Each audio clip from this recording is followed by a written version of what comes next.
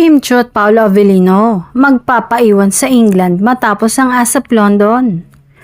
Matapos pala ang pagtatanghal ng kapamilya stars sa ASAP Natin To London, usap-usapan ngayon na sina Kim Chiu at Paolo Avellino ay hindi agad babalik ng Pilipinas dahil napagdesisyonan umano nilang magpaiwan muna sa England.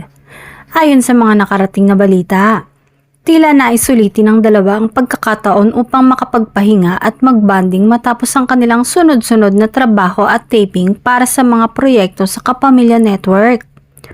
Bagamat wala pang kumpirmasyon mula sa kanilang kampo, spotted raw sina Kim at Paolo na may mga plano para mag-explore sa UK bago bumalik sa bansa.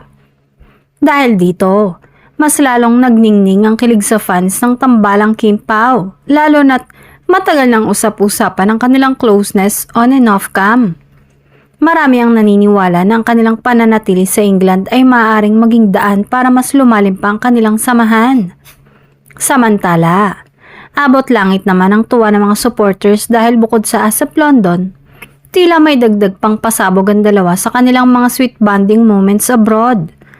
Tanong ng marami, official bakasyon lang ba ito o may espesyal na dahilan ng kanilang pagpapaiwan sa UK?